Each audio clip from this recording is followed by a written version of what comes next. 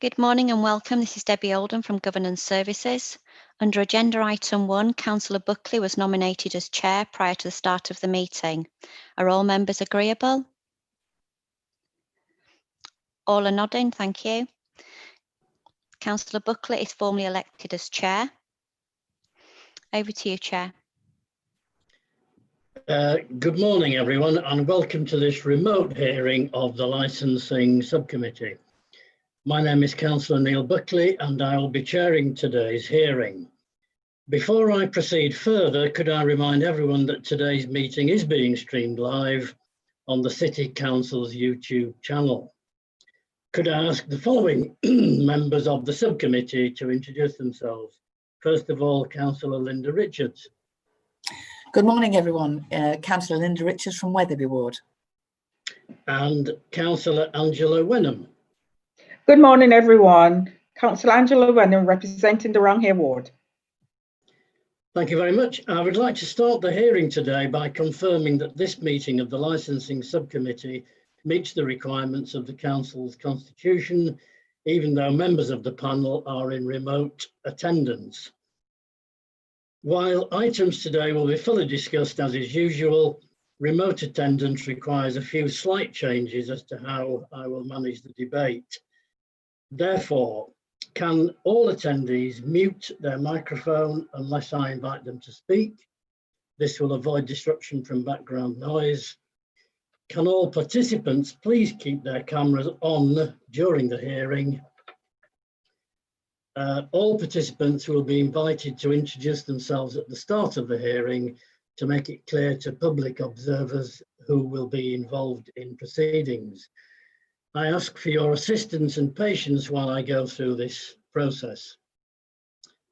Could I now invite officers to introduce themselves and mute your microphone once you have introduced yourself? And if I can start with Rob Brown, please. Good morning, I'm Robert Brown. I'm a solicitor in Leeds City Council's Legal Services, and I'm the legal advisor to the subcommittee this morning, and I'm supported by my fellow solicitor, Philippa Murray. Thank you. Matthew Nelson.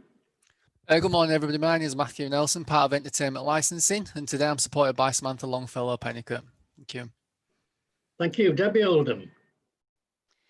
Good morning, everybody. My name is Debbie Oldham. I'm the clerk to the committee today. Thank you. Could I ask the applicant or representative to introduce himself, please? Mr. King. Hello, my name is Alex King. I am the Programme Manager for Leeds International Film Festival. Thank you. Moving to the agenda, could I ask the clerk to go through the agenda items numbers 2 to 5? Thank you. Under Agenda Item 2, there are no appeals against the refusal of inspection of documents. Agenda Item 3, there are no exempt items.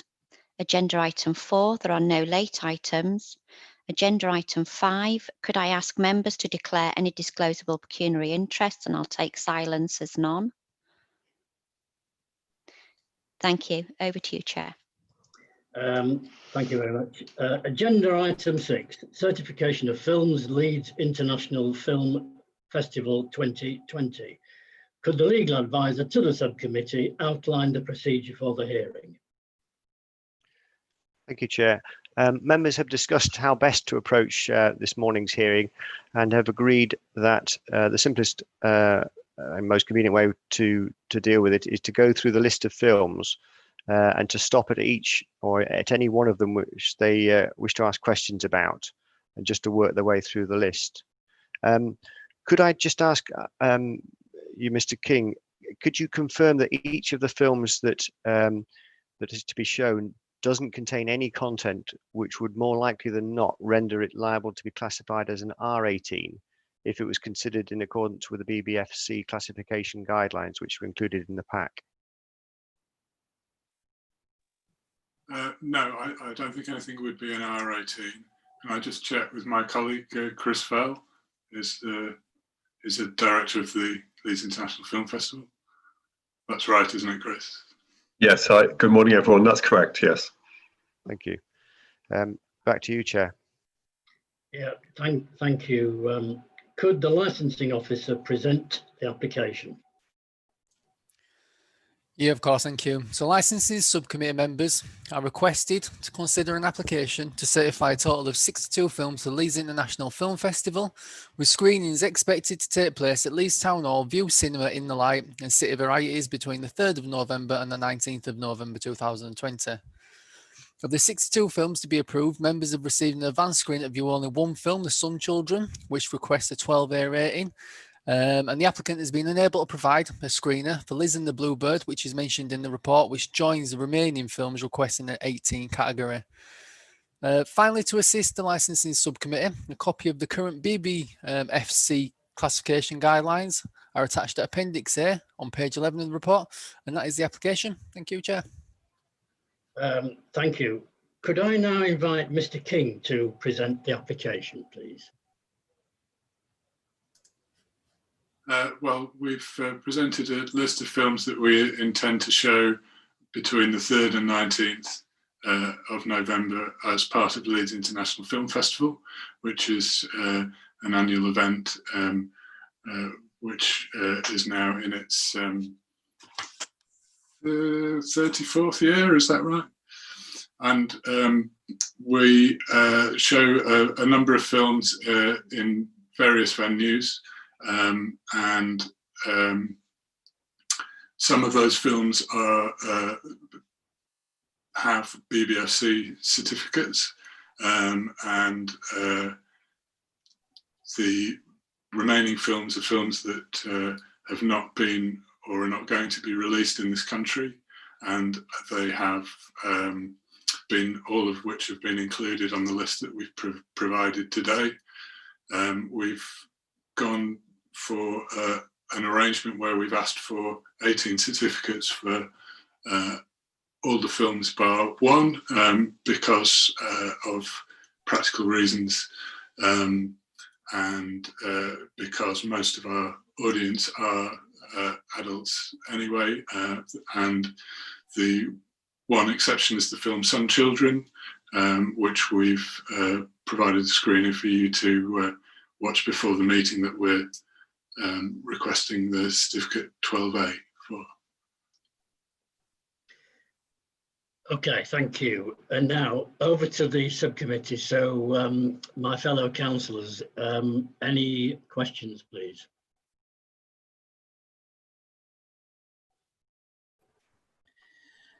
I mean, the only question I might have, and this is just on a purely basis, is that whilst they are all 18 rated and as such, as you say, intended for adult consumption, some of the content it describes, and this is a purely personal thing, if it sort of says of a sexually violent nature, including rape, etc., would any of those border on the edge of the R certificate in that one, in your opinion?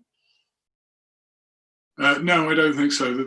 We haven't chosen any films which would not receive a routine 18 certification if they were passed through the BBFC. I mean, it may appear from the way that we describe them, because we are foregrounding the content which is required to consider for certification, but there's nothing that is unlike films which are passed on a month-to-month basis in cinemas year-round.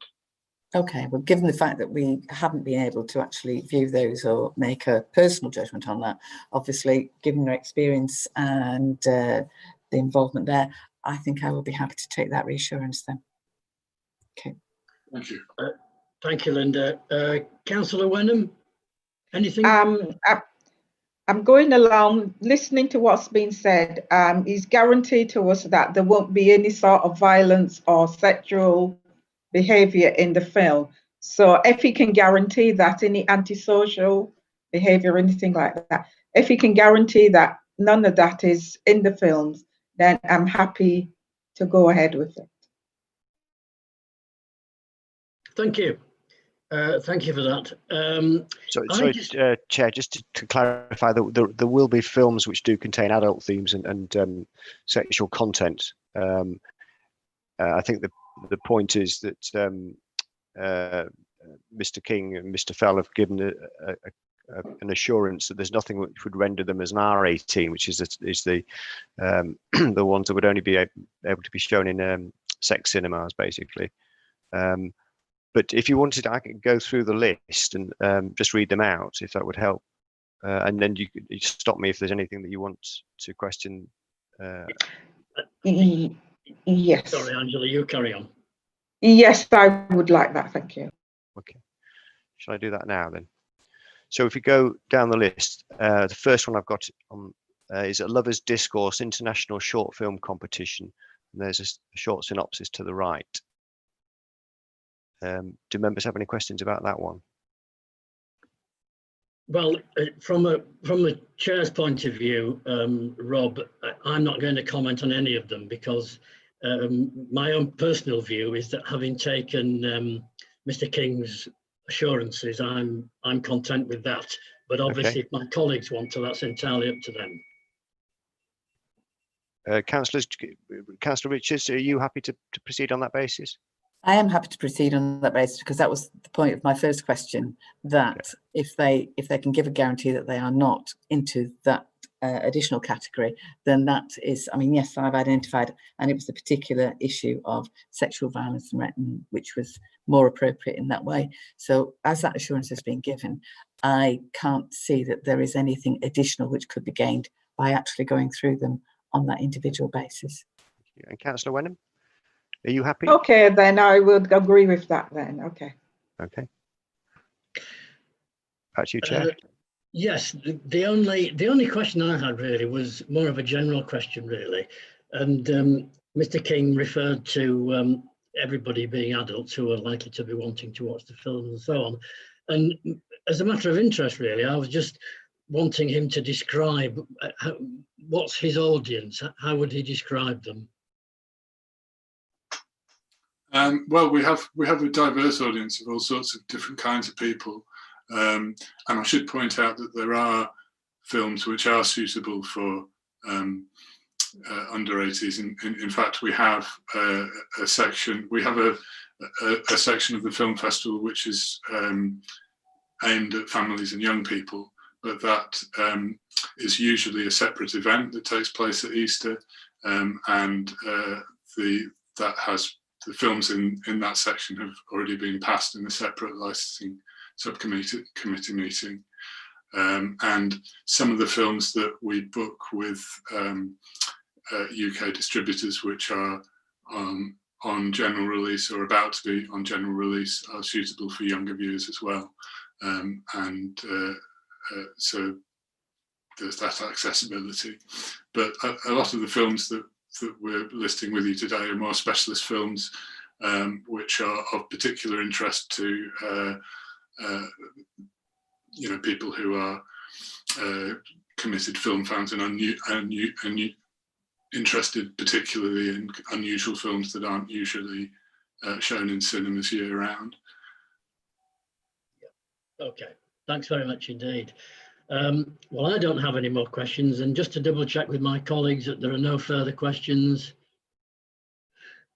Okay, now Debbie will just advise me, because we normally now go into private session, don't we? What did we decide that we were going to do? Thank you, Chair. I think that we decided once we'd had this meeting, we would actually let Mr. King and Mr. Fell go if they wanted to, and also the licensing officers, and then we would stay and discuss this later. Okay.